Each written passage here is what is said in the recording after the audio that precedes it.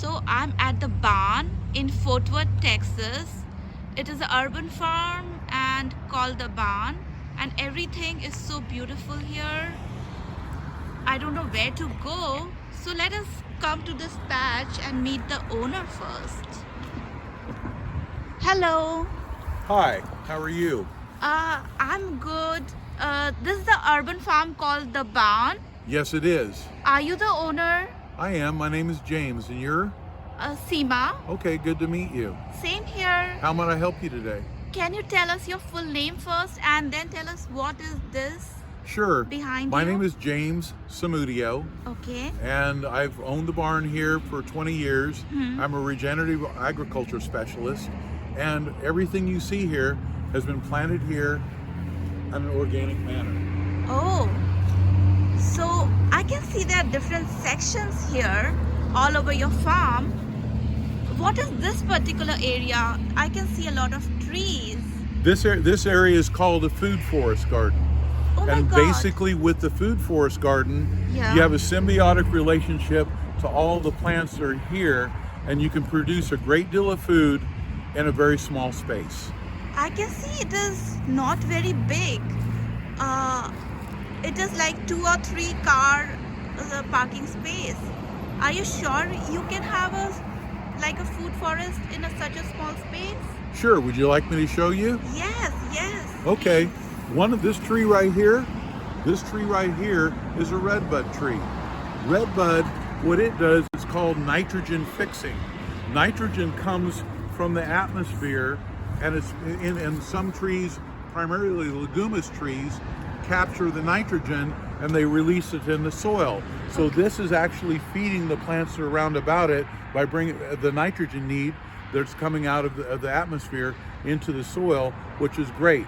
A lot of times conventional farmers sequester nitrogen, but it's a process that utilizes natural gas, and actually worldwide over 5% of all the natural gas is used in sequestering nitrogen. So it's very, very costly. And in addition to that, it's costly to the environment because we produce way more nitrogen than we need, because the chemical companies, it's their advantage to sell more than we actually need and convince us that we do. But honestly, we can go by with about 5% of the nitrogen that they suggest and still have a good harvest in most cases.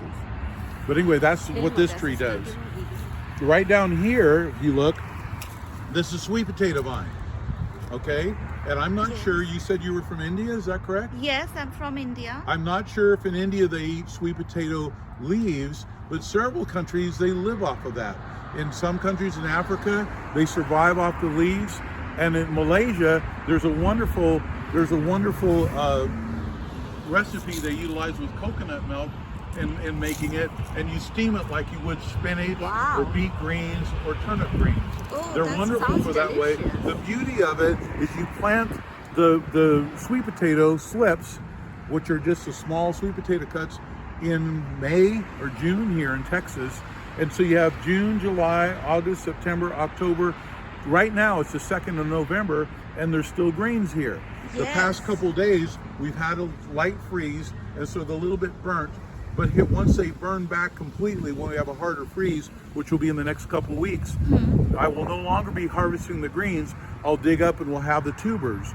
But the tubers are actually just a treat over and above, because I've been able to gather leaves and eat those leaves, which are very nutritional, for the past 5-6 months.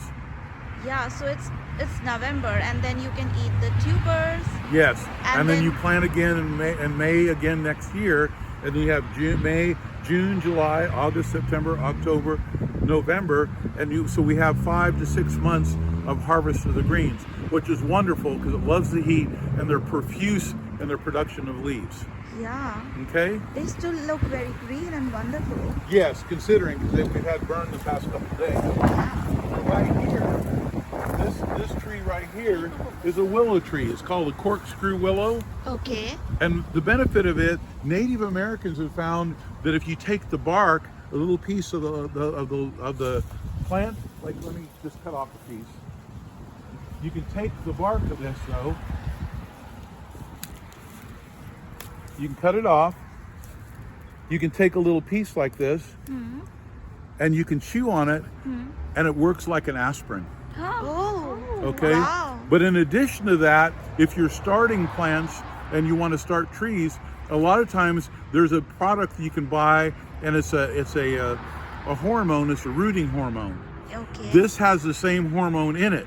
So normally what I do, like I grow figs every year, and I'll show you my fig trees in a minute. But the figs, if I start 200 figs, most of the time I get 200 figs because they root quite well. You take a piece like this, doesn't have to be that large, and you scrape it where you loosen up the bark, and you put it in at the root of the fig cutting that you have. Once you do that, it helps to release the rooting hormone, and it grows. And in addition to that, most of the time you're going to get a few little starting willow trees as well that you can use for yourself or give to your friends to help to bring the hormones as well. That's such a good idea. It doesn't cost anything. No, and also this particular willow tree, if you look up there, this is called a corkscrew willow. And if you've ever been into very large hotels where you walk into their lobby, they'll have large flowers like, say, gardenias or, gladiolas. But they'll have mostly gladiolas that would be large, sometimes irises, that type of thing. They're quite tall. They put these in with it, and it makes a beautiful display with the cork movement of the willow tree and having the bark on it in conjunction with the tree. But the biggest thing I use it for is growing, the plants, because they have the growth hormone. Yes. Now this tree here is not productive in regards to producing that and any kind of fruit. However, this tree is called a lacquer tree, or it's also known as a parasol tree. It's an Asian tree. They have it in Japan. With the lacquer, they take and cut it and release the sap from within, capture that, and when they make instruments, they use that to help to finish the instrument. The beauty of it, though, is it's very fast growing, and you can see it has a lot of large leaves on it, so it helps to clean the atmosphere. So it helps with that as well. And it has a lot of biomass, so that when the leaves are dropping, which they will do in the next few weeks, we can capture those and use those in making compost. Oh, so it gives you biomass as well as the lacquer and clean air. Well, and the other thing it does with this right here, we're facing west right here, and west is very, very hot in Texas. We had days this year that were over 110. With this tree, it gives shade to the fruit trees on the other side that we're looking at. So that, and the late afternoon sun. That's one of the part of permaculture. Yes, it's observation and seeing what we can do. In fact, you're talking about with permaculture, if you look, they put a new curb here at the roadside. A few years ago, we planted, about 4 to 5 pounds of seed potato. It was supposed to take 90 days to develop. You plant seed potatoes about this time of year here, and you put them in. The seed potatoes, we got probably 140 pounds of potatoes off that 4 to 5 pounds of seed potatoes, and it only took 70 days for them to develop.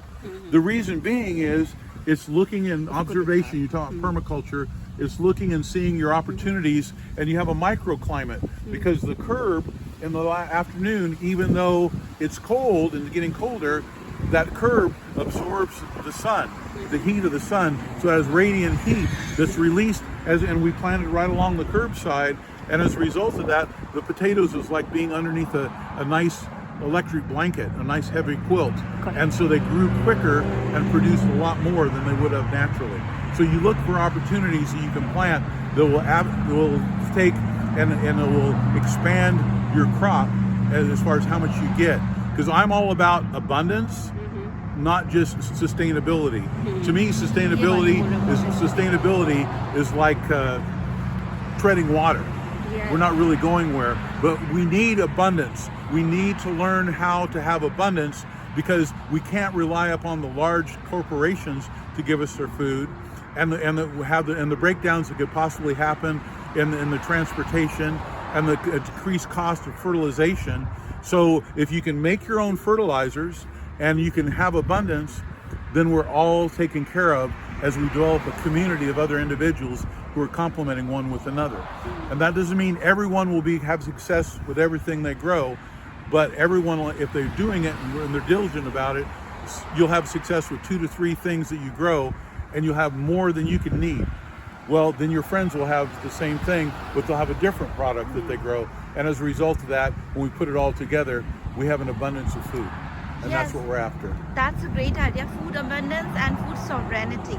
Yeah. So I see it's not only the right trees, it's also where you plant the trees, like you said, towards the west. Yeah. And then you have other trees that I Yes, can I do. see. Yes, I do. These trees here have already lost their leaves, but this is the pawpaw trees, and they're more indigenous to the southeast. But I have them here. They are an understory tree where they like to live in shade under bigger trees, but they produce a custard-like fruit that's quite good, and they're pretty prolific with it. It takes 2. It's a pawpaw tree, and I joke around that you need the mama tree as well, because you need both 2 trees in order for them to produce and cross-pollinate. Oh, so you have 2 trees together. I have several, yeah. Yes, several. And then over here, this tree right here is a fig tree, okay? Okay. And this fig tree is prolific, but if you look underneath, about 3 years ago, we had what they call Ice-mageddon, where we had a really hard ice storm. Oh. And I didn't follow my own advice, and that is when you have icy coldness, don't fall down, you have to water heavily. And I'm not sure how it's like where you're at in India, but here it's a big factor. So you need to water heavily, and it absorbs it in, and it's able to sustain itself. When I did not water heavily, and as a result of that, the tree survived, but it pulled all the moisture back into the roots so that it could survive. And so the branches were dead. And I say dead, it's like you having all the blood pulling back from your arm into your heart. It can't re-establish itself most of the time, I don't believe. And as a result of that, the tree died. The tops did. So I cut it down, and I fed it and allowed it to regrow. And this is all done naturally, with no added thing other than the organic fertilizer. Great. And this is 2 years old in this height. Wow. And you can see how tall it is. Yes. I'm 6'3", and look at how tall it is compared to me. Yes, it is very tall, and it is November in Texas, and we are in Texas, and I can see the raw fruits. When will we be able to eat it? Well, if it warms up what it's supposed to, in the next couple of weeks we might get a harvest. Normally you do, but we got the cold a little earlier than we normally do, so we'll have to see. The big wet time at harvest, though, is in the spring. The spring, you have lots and lots of figs. And Oh. figs are a wonderful fruit. They're very prolific around here. This tree over here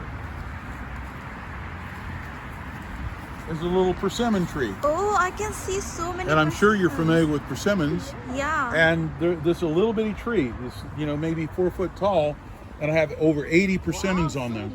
Now you think, oh, they're wonderful, they're orange, they're ready to harvest. No, you may or may not know, but until they get soft and you think that they're almost mushy, they're not ripe. If you bit into that right now, it's very, very, make you pucker quite a bit, because it's very, very sour. So you wait until they're soft and almost feeling like they're falling apart, and then it's wonderful. It's almost like eating a natural jam is when you eat them. It's so small, like you are 6'3", and it's like what, 3 feet tall? Well, maybe 4, but 4. not much. This is all without pesticides, without any fertilizer. Yes.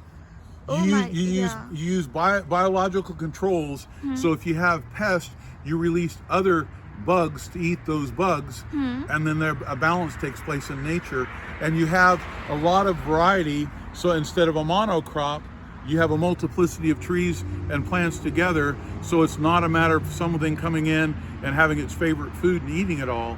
And you do plant, because pests are going to be there. You plant where they can be taken care of by the other biologicals, but you also understand that a certain amount of it's going to be eaten, but that's okay. As you can see, there's probably 80 some pieces of fruit on this, and it's not been attacked at all. Here, this is a little pear tree, and you can see it still has pears on it. We've harvested quite a few of them, but I still have a few on it, and they're wonderful pears. It's a little Asian pear, and it does quite well in this climate as well. Yes, they look very, all the trees look very healthy. I don't see any infestation of any pests. I don't see any growth retardation.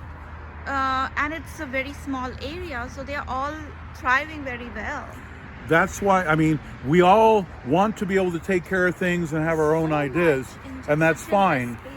That's fine. However, sometimes we're too wise for our own good. If we can look at God's model, it works in nature. Out in the middle of a forest, there's not, in spite of what some people think, there's not little gnomes running around and feeding all the plants. God does it from the plants themselves and rejuvenates them from the plants themselves in a symbiotic relationship. That's what we're modeling here, is a food forest garden, is a lot of biodiversity in the various plants.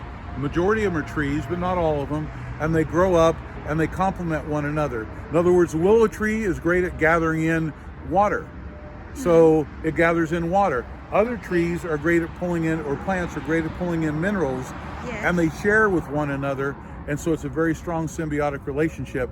And trees and plants do communicate one with another. It's not just, they're just plants or trees. They actually communicate, and through that is through a fungal network called mycelium.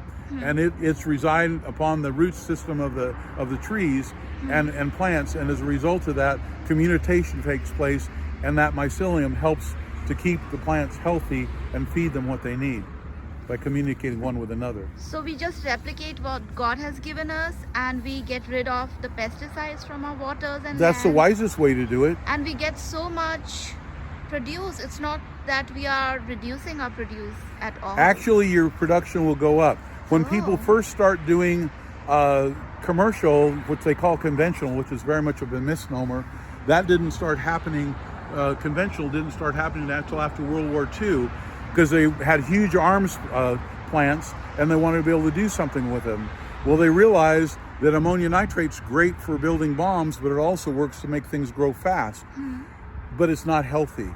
And so there's a lot of diminishing return in regards to that because you're killing the life in the soil. Microbes help to live in our gut, our gut biome. Probably 80% of our immune system is in our gut biome. That's because of the microbes.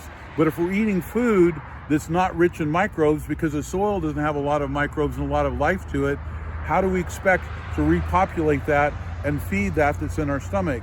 That's why there's so many autoimmune diseases, or one of the reasons, and also why you see a lot of sickness going on, because we're killing our gut biome. But if we treat our plants that way and we seed our soil, the soil will then feed our plants. So we make the environment healthy for all the different bacterias. Some scientists are saying there's probably more microbes in our body than our own cells. If that's the case, the microbes are hosting us. But either way, there's a large number, and we need to keep that number healthy and giving them what they need to live, because they're the ones that take care of us. That's a very good idea, and the research on microbes is growing, but we have all it in the nature. So if somebody has this amount of land that you have, it's not very big. No. They can they easily have a food forest? Yes, I mean this is maybe, I don't know, I'm guessing maybe 25 by maybe 40. Okay. Maybe 45, and we have innumerable amounts of plants. I have the plants I've showed you. I have another pear tree, other fig trees, other peach trees. I have on the ground, I have, like right here behind you, this looks like a weed, and it is, but it's called lamb's quarters. Lamb's quarters actually has more iron in it than spinach does. So you can take and eat these as greens. They're quite good for you. I have asparagus growing over here.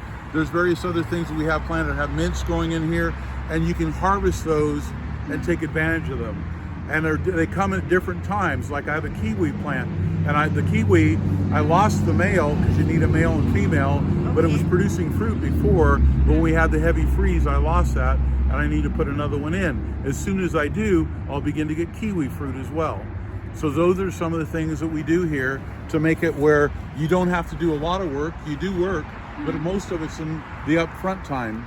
I was able to go by invitation to Korea a few years ago and learning about Korean natural farming. And Okay. Korean natural farming is taking things that are common to you and helping to build a greater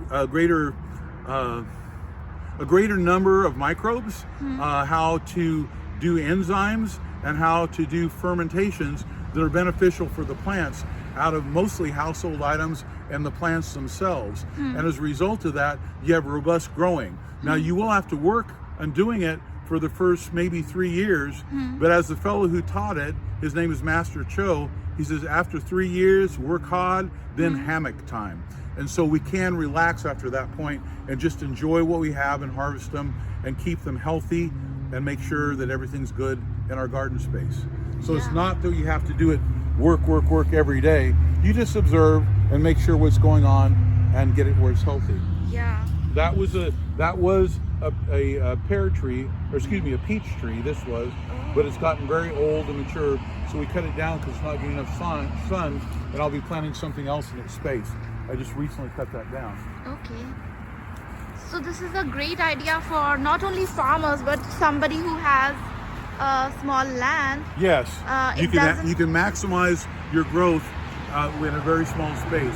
I don't utilize the land under it quite as much as I would if I didn't have additional space, but you can plant also in all this area where there's grass other plants that are beneficial herbs for health, as well as edibles that you can grow as well. And I do have some. I have some onions over here, and like I mentioned over there, I've got the asparagus, that type of thing. But most of the time, I grow the trees here, and in the other spaces, I grow other things. Yeah. And what any other tree that you might want to show us? This is called a chase tree, and basically it's beautiful. It has these beautiful purple flowers in the springtime. It holds up well to the sun. It helps to guard also from the west sun, but also make a beautiful statement. And it's Yes. utilized. You can make a tea out of it. And women who have difficulty in their menstrual cycle, they can drink it, and it helps them in regards to that. That's why it's called the chase tree. So you can have fruits, leaves, tubers, medicines. Well, In from a small all space. over, yeah, just depending on what you want to plant, you can Yes. grow that. I think planning is important. You have need to plant have- it, but once Yeah. you plant it, there's a symbiotic relationship, and they're complementary one to another. And after some time, everything is, you don't need that to put that much of effort anymore. Very little effort. Once you get the population going, the microbes are doing the work for you. So Yes. you have billions of little bitty workers. They're doing the job that you can't even do by bringing the relationship between them and the other trees and other plants. As I said, mycelium is a fungal microbe, and it helps in the communication plant. And so they take care of themselves. But I'm really thankful that you came by today, and hopefully this is helpful, and hopefully we'll see you again. Thank Welcome you to the so barn. much. Welcome Thank you to the so barn. much. So this was James Samudio from the barn in Fort Worth.